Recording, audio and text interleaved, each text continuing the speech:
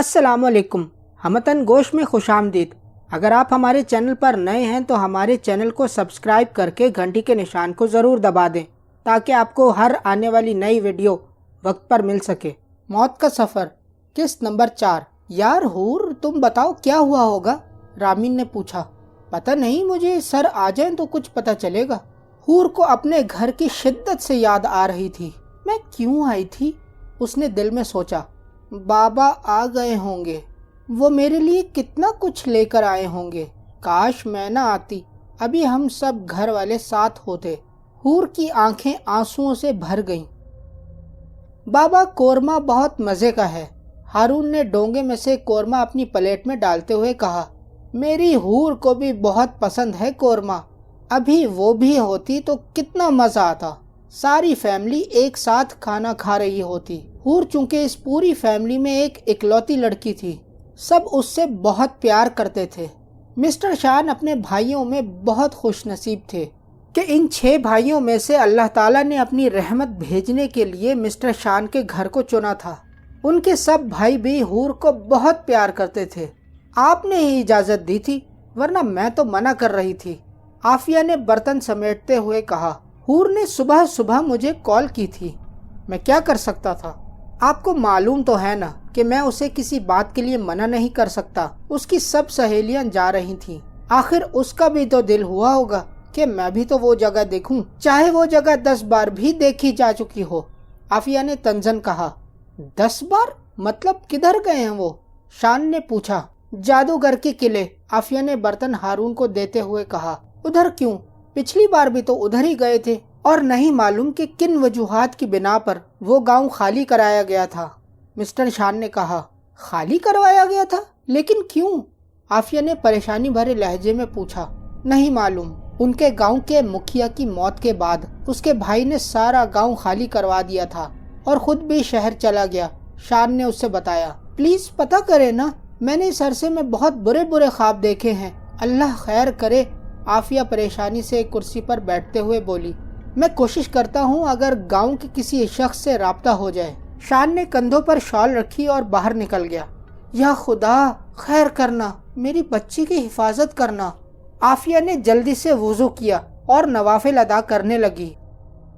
Sir Wasim और madam Soni गांव के हर घर में सुमैया और शाइस्ता को तलाश कर रहे थे कि अचानक मैडम सोनी की चीख सुनकर सर वसीम उधर की तरफ भागे।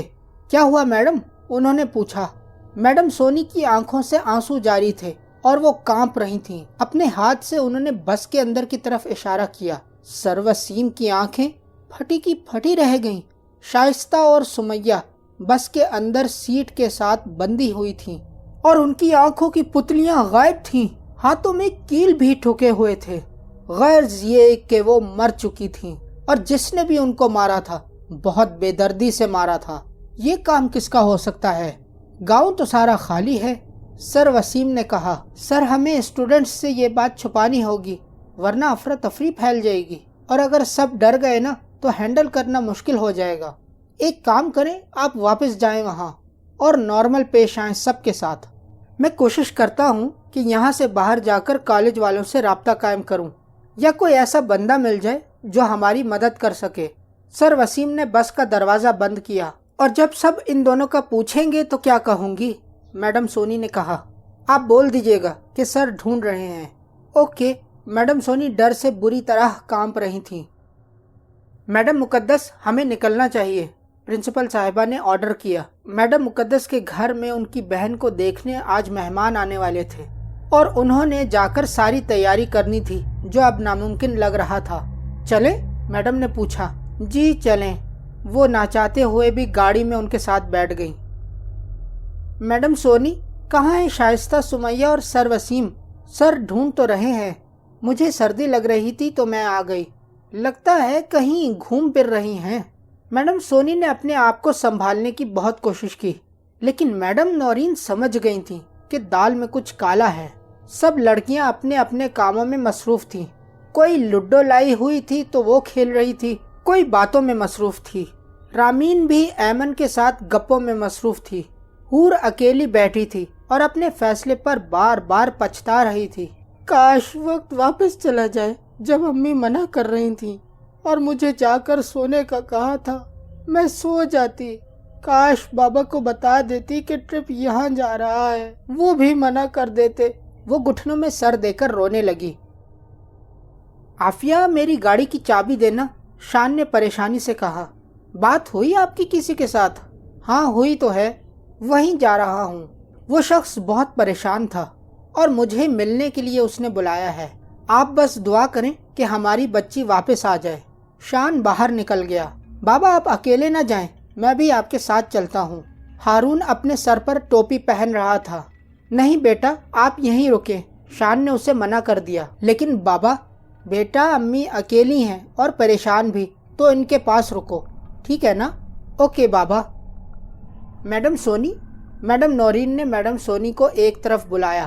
جی بولے میڈم، سچ بتائیں کیا بات ہے؟ میڈم سونی نے ساری بات میڈم نورین کو بتائی۔ ان کی آنکھیں پھٹی کی پھٹی رہ گئیں۔ مجھے تو یقین نہیں آ رہا، میڈم نورین نے کہا۔ مجھے بھی نہ آتا اگر میں اپنی آنکھوں سے وہ سب کچھ نہ دیکھ لیتی۔ سر وسیم نے کہا ہے کہ اس بات کا ذکر بچوں کے سامنے نہ کیا جائے۔ میڈم سونی نے وارننگ دی۔ اوکے، بس دعا ہے کہ سر وسیم کو جلدی سے کوئی مل جائے، کیونکہ کالج سے یہاں پہنچنے میں بھی 4 گھنٹے لگتے ہیں۔ میڈم نورین بہت ڈر چکی تھیں، اتنی ساری بچیوں کی ذمہ داری تھی ان پر، اوپر سے معلوم نہیں کہ ماجرا کیا تھا۔ یا اللہ، بڑوں سے سنا تھا کہ صدقہ ہر بلا کو ٹال دیتا ہے۔ میری بچی صحیح سلامت واپس آ جائے، میں یتیم خانے میں کھانا بھیجوں گی، جو ہمارے پسندیدہ بیل ہیں ان کی قربانی دوں گی، اور وہ سب غریبوں اور یتیموں میں تقسیم کروں گی۔ میرے مالک، کسی آزمائش میں نہ ڈالنا۔ معلوم ہے مجھے کہ تو سب جہانوں کا پروردگار ہے اور تجھے ان چیزوں کی کیا ضرورت، لیکن میرے مالک، یہ صدقہ قبول کرنا اور رد نہ کرنا۔ عافیہ جائے نماز پر بیٹھی روئے چلی جا رہی تھی اور دعا مانگ رہی تھی۔ امی آپ پریشان نہ ہوں، انشاءاللہ حور صحیح سلامت واپس آ جائے گی۔ حور قلعے کی بالکنی میں کھڑی تھی اور تھر تھر کانپ رہی تھی۔ اس نے میڈم سونی اور میڈم نورین کی گفتگو سن لی تھی۔ یہ کیا ہو گیا؟ کس نے مارا ہوگا ان کو اتنی بے دردی کے ساتھ؟ ان کے والدین پر کیا گزرے گی؟ وہ تو امید میں بیٹھے ہوں گے کہ ہم واپسی کے لیے نکل چکے ہوں گے، اور یہ بارش بھی تو آج رکنے کا نام ہی نہیں لے رہی۔ سر وسیم کا اگر کسی سے رابطہ نہ ہوا تو، اگر ان کو کوئی مل نہیں سکا تو، کاش ہماری بس ٹھیک ہوتی۔ حور نے بس کی طرف دیکھا، تبھی اس کو بس میں ہلچل محسوس ہوئی۔ اس نے دھیان لگایا تو اس کو سر وسیم کی چیخ سنائی دی۔ وہ بھاگ کر اپنی ٹیچرز کے پاس گئی۔ میڈم، کیا ہوا حور؟ کنٹرول کرو اپنے آپ کو، جب تک سر نہیں آ جاتے۔ واش روم یا کہیں بھی باہر جانے کی پرمیشن نہیں دے سکتے ہم، میڈم نورین نے کہا۔ جاؤ اور جا کر اپنی جگہ پر بیٹھ جاؤ۔ میڈم، سر وسیم کے چیخنے کی آواز آ رہی تھی بالکنی سے، حور نے سیدھے سیدھے بول دیا، اور بس میں بھی ہلچل تھی۔ کیا؟ میڈم سونی اور میڈم نورین نے ایک دوسرے کی طرف دیکھا۔ میڈم، میری ماں بار بار کال کر رہی ہے۔ میں نے آپ کو بتایا تھا 1 ہفتہ پہلے ہی کہ آج میری چھٹی ہوگی۔